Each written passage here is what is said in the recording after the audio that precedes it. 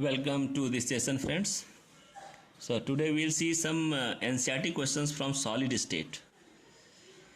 Define the term amorphous and I give a few example of amorphous solid. So what is amorphous? So amorphous, actually it is a Greek word which is omorphy, which meaning is shapeless. Means A means not. We can see this another meaning. A means not. Amorphous means shape. Means those type of substances which do not have any shape. So this is the amorphous. So definition means it means the arrangement of the building constituents is not regular but haphazard. Although these solids possess some of the mechanical properties such as rigidity, incompressibilities, refractive index, etc., but do not have characteristics, shapes, or geometrical forms. These solids do not have sharp melting point, so thus amorphous substances are not true solids. So they are not even true solids also, but can be regarded as intermediates between the liquids and solids. Examples we have glass, rubber, plastics, silica. So all these are amorphous solid. Now next question is, what makes glass different from a solid such as quartz? Under what conditions could quartz be converted into glass? So what is glass? Glass is an amorphous solid, and quartz, what is quartz? Quartz is a crystalline solid. So its formula is SiO2. So this is quartz. So quartz can be amorphous, quartz can be crystalline. So if it is amorphous form, this is called silica, but it is in quartz form, crystalline form, it is called as the quartz. So quartz can be converted into glass by melting and rapid cooling. So this is the condition in which quartz can be converted into glass. Now classify each of the following solids as ionic, metallic, molecular network, or it is called as a covalent or amorphous solid. So P4O10, ammonium phosphate, carborundum, silicon carbide, iodine, phosphorus, plastic, graphite. So this is a graphite, brass, rubidium, lithium bromide, silicon. So ionic solids are ammonium phosphate, lithium bromide, they are the salts. Metallic solids, brass and rubidium. Molecular solids are P4O10, iodine, phosphorus. Network solid which makes the network, so like a graphite, silicon carbide, and amorphous solid is plastic. Now next question is, what is meant by the term coordination number, and what is the coordination number of atoms or in a cubic closed structures or in a body center cubic structures? This is the question number 1.4. Coordination number, it is actually number the nearest neighbors of a particle in its closed packing. In its closed packing, just keep in mind numbers of nearest particle, neighbor of a particle. So in case of ionic solid, the number of oppositely charged ions it is surrounding each ion is termed as its coordination number. So let's take this particles. So this is the particles you can see here. So in this case, this is central atom and this is surrounded by the nearest neighbor. There is 1 and 2, so coordination number for these 2. Similarly, if you take the hexagon layer structure, so this shaded sphere is surrounded by 6 atoms, so coordination number 6. So this is called coordination number. Now next point is we have to find out in BCC and cubic CCP. So in CCP, if you see the diagram, so this is the central diagram of a sphere, sphere, and this sphere is surrounded by 1 unit cell, 2nd unit cell, 3rd unit cell, 4th unit cell. So these units are this side, and below is again another 2 unit cell.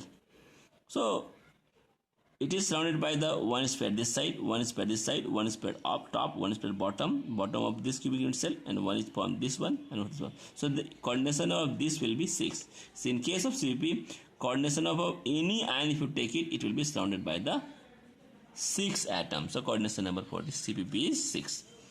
Now if you take the BCC structure, so BCC means central structure, central atom is also there, and it is surrounded by the 8 other atoms. So if you draw the cubic units of other structure also, you can see. So this is the top structures, and this is the side structure. This one is the front of this unit cell, and this is the front of this unit cell. So this means that this atom is surrounded by how many cells? So it is surrounded by the, you can see here, one unit cell, then second unit cell, third of this one, fourth of this one. So fourth is down and fourth will be top. Top of this four means this is the one, this is the second, this is the third, and this is the fourth. So fourth is down, fourth is up. So this is surrounded by the four of central sphere and four of upper layer of central sphere. So coordination number, it will be 8 in BCC. So BCC, the coordination number will be 8. Now 1.5, how can you determine the atomic mass of an unknown metal if you know the density and the dimension of its unit cell? Explain. Now density of unit cell is nothing but the mass of a unit cell divided by the volume of unit cell. And what is the mass of unit cell? Mass of unit cell is number of atoms in unit cell multiplied by mass of each atom. Number of unit cell in unit cell multiplied by each atom. So number of atoms in unit cell is Z, and mass of each atom is mass of each atom. So if you take the atomic mass of an element Bm, so mass of one atom will be defined as atomic mass by Avogadro number, that is m by Na. So this is give you mass of one atom. So density of unit cell is nothing but the mass of unit cell divided by the volume unit cell. So Z into m divided by N is the mass of unit cell, and this is the A cube is the volume of unit cell. So molar mass will be your density into A cube into Avogadro number divided by Z. So what is A? A is the S length of the unit cell, and volume unit cell will be your A cube centimeter cube. Now we'll see the next question. So our next question is, stability of a crystal is reflected in the magnitude of its melting point. So we have to comment. So collect a melting point of solid, water, ethyl alcohol, diethyl ether, and methane from a data book. So what can you say about the intermolecular forces between these molecules? So let us see how we can supposed to give answer. So melting point of a solid is nothing but it depends on the intermolecular forces among the constituent units. So this is the melting point, a factor which is demanding like this. So greater its melting point means the intermolecular force of attraction is definitely stronger. So melting point will be higher in solid and greater its stabilities. Let us look at this different substances like water, ethanol, diethyl ether, and methane. So melting point is also given correspondingly. So it is decreasing down the, if you are going along this, is decreasing. Why is it decreasing? In case of water, ethanol, what happens? It involves the hydrogen bonding, intermolecular hydrogen bonding. And in case of ether, it is involving the dipole-dipole interaction. You can see dipole-dipole interaction. This is oxygen more electronegativity. So there will be dipole-dipole interaction take place between ether. And methane is counting the dispersal forces. So these forces are correspondingly in decreasing order. So forces will be weak, melting point will also weak. Forces will be strong, so melting point will be also strong. So hydrogen bonding more stronger than dispersal forces. So boiling point is more in water than that of dispersal forces. Now our next question 1.A7 is, how will you distinguish between the following pairs of terms, that is SCP and CCP? Second is crystal lattice and unit cell, and third is the tetrahedral void and octahedral void. So let us see one by one. SCP and CCP in 2 dimensions. So if you can see the structure of this one 2 dimensions, so this is the CCP in 2 dimensions. So this center shaded part is surrounded by the 1, 2, 3 and 4 atoms. In SCP, this center shaded portion is surrounded by the 6 atoms. So you can see this is the first layer, second layer, third layer, so fourth layer is there. This is square closed packing, this is a hexagonal closed packing. So in this case, rows having horizontal and vertical alignment, that is the spheres in the adjacent rows lies just one over the other. So just one over the other, you can see one over the other. So coordination number of this is 4, and volume occupied will be 52.4% in this case. But in this case SCP, every second row, so this is the second row, occupy the depression between the spheres of first ones. You can see the depressions. So in these depressions, these spheres are occupying. Similarly, in these depressions, another space occupying. So third row is occupying the depression between the second layer. And the volume occupied in this case is 60.4%. See, more volume is occupied in this case than that of in this case. So this is more tightly packed.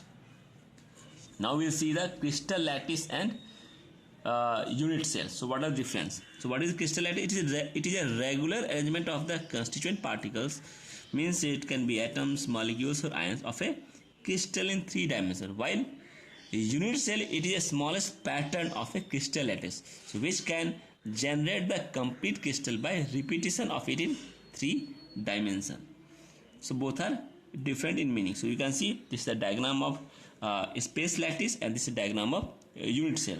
So you can see this is the one unit cell which have alpha, beta, gamma and AB are the sides, but this is consist of one unit cell. You can see this is the one unit cell. Again you can one unit cell, it is the one unit cell, so it is repeating in this direction, it is repeating this direction, and it is also repeating in this direction. So there are 3 directions it is repeating. So this whole repeating unit is called as the space lattice. We can say unit cell is the part of space lattice. So this is the meaning, or you can say it is a subset of a space lattice. So these are the lattice points. Now we'll see tetrahedral void and octahedral void. So why tetrahedral void? So when one sphere is placed upon the 3 other spheres, you can see 3 space, 1 space placed over it, so which are touching each other, and the 4 spheres leave a small space in between called tetrahedral sides. So this small space is called as the tetrahedral sides, and coordination of this void is 4 because this is surrounded by the 4 spheres. So this is tetrahedral void. So a structure of this void is like this, is tetragonal. This structure will be there. So this site is smaller than that of the spheres. However, when the spheres are larger or bigger in size, the tetrahedral size becomes larger. In hexagonal close packing and cubic close packing, each sphere is in contact with 3 spheres above and 3 spheres below. So thus there are 2 tetrahedral sites associated with each other. Now next is octahedral void or site. You can see, so it is found at the center of 6 spheres. You can see it is a center of 6 spheres is founding. So this is the SCP square close packing. So if you place one sphere of this gap, so these are the gap you can see. In this gap, if you spare this sphere, this gap will be covered by this one. Similarly, this gap is open and this gap is covered by again spheres. So again you will get the second layer of hexagonal pattern. So if you see this sphere is empty, this is the void is empty, this void is called as the octahedral void. So this is the base layer and this is the second layer. So between the second layer and base layer, one void is there, this void is called as the octahedral void. So this void will be your tetrahedral void. This is octahedral void. So there are 2 type of voids are present in this type of packing. So 2 type of voids are there. One is C void, one is D void. So these are the C voids. C is C, one will be C, and this is the DD voids. The voids are called as the octahedral void. So void C void is lie above the base layers, whereas the D is lie on the voids of the first layer. The voids D are the combination of the 2 voids, one of first layer, this first layer, and second layer.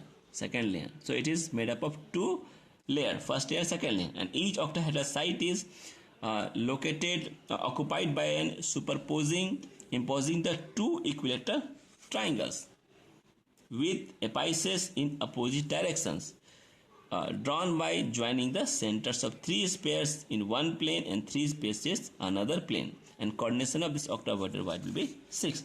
Let us understand through diagram. So this is the diagram. So in this diagram you can see, so there is an octahedral site for each spheres, and thus octahedral sites are half of the tetrahedral sites. So these 3 spheres is down and these 3 spheres is top of it, and between this space is the actually this is the structure of this space. So it will look like this is, so 4 is it look like we octahedral void, it looks like this octahedral structures, and coordination pair of this will be 6. So 3 is up and 3 is down. So this is our answer. How many lattice points are there in one unit cell of each of the following lattices? So lattices are face center lattice, face center tetragonal, body center. So this is one is the face center lattice. So you can see these are the lattice points. So it has 8 lattice corners plus 6 face corners. So these are the 6 face corners. So 1, 2, 3, 4, 5 and 6. So for this one, this is face corner. For this one, the face corner this one, and for this one, face corner this one. For this one, face corner is this one, and so this one, sorry, and this is, so there are 6 face corners. So the total will be your 14 Latin point. So number of constituent units in the unit cell will be 8 into 1 by 8 plus 6 into half. So each will be your half, so it will be a 4. Second, face center tetragonal. So just like a cubic system, face center tetragonal unit cell have also 14 points. So for this one, condition is A is equal to B, B is unequal to C, but alpha, beta and gamma all angles are equal to 90 degree. And in case of a face center cubic, so A, B and C all are equal, even alpha, beta, gamma is also equal to each other. So now next is your so third is your body center. So here lattice lattice points is how much? 8 corners and 1 body center. So the other 8 corners and 1 is the body center. So BCC has 9 lattice points, 8 plus 1 9. So number of constituent units in one unit cell will be 8 into 1 by 8 constituent of each sphere plus 1. 1 is the your body center. So total it will becomes your total points will becomes your 2. So there is a 2 spheres is present in one unit cell. Now next question is explain the basis of similarities and differences between the metallic and the ionic crystal. So this is the metallic crystals, this is the ionic crystals.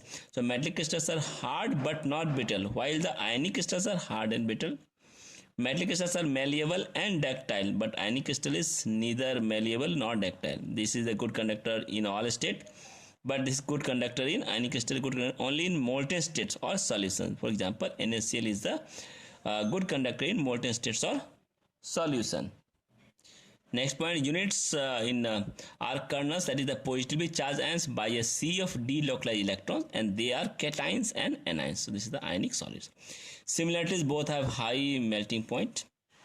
Now second point, why ionic solids are hard and brittle? Why they are hard and brittle? Because they involve a strong bonding force. They have a strong bonding force that is called electrostatic force, due to which ionic solids are hard and brittle.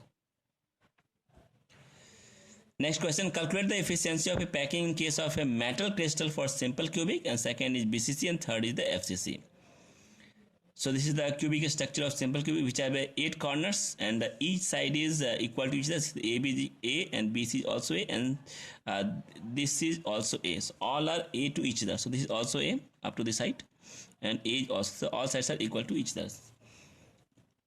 So these spheres are touching to each other. You can see here they are touching. So this is the R distance, R distance. R is the radius of the atom.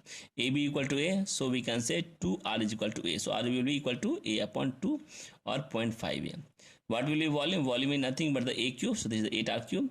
And what is Z? Z is the number of atoms per unit cell. That is 8 into 1 by 1. So what is the packing fraction? So packing fraction will be occupied volume by total volume. So occupied volume how much? 4 by 3 pi R cube, and total volume how much? 8 R cube. So if you solve it, you will get 0.5233. So packing efficiency, this is the packing fraction. Efficiency you have to multiply by 100. So if you multiply by 100, you will get 52.33%. So total spheres which occupying in the simple cubic unit cell is 52.33%. Now for BCC, so length is how much? A.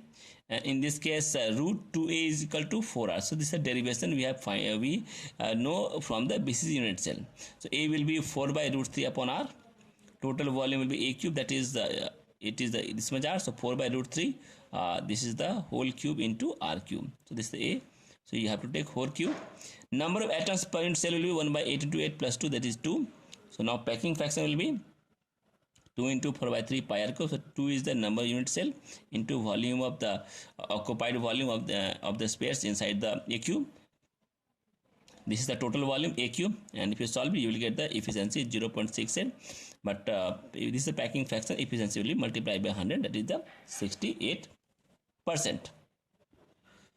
Third, we have to find out the FCC. In FCC, length of unit cell is A, radius will be R. So in this case, root 2A is equal to R. So this is the condition which we are getting from the FCC. So A will be equal to root 2 R. So total volume unit cell is A cube. A cube means 2 root 2 R whole cube. So this will becomes 16 root 2 R cube. And number of atoms per unit cell will be 8 into 1 by 8 plus half into 6. This is the face center. This is the corner cell. So total cell will be total atoms will be 4 effective atoms. So packing fraction. So Z into the volume of the occupied volume of the spheres. This is the total volume. If you solve it, you will get on solving 0.7401. So this is the packing fraction. Packing efficiency will be you multiply by hundreds. On multiplying 100, you will get 74.01%. This is the efficiency of the FCC unit cell.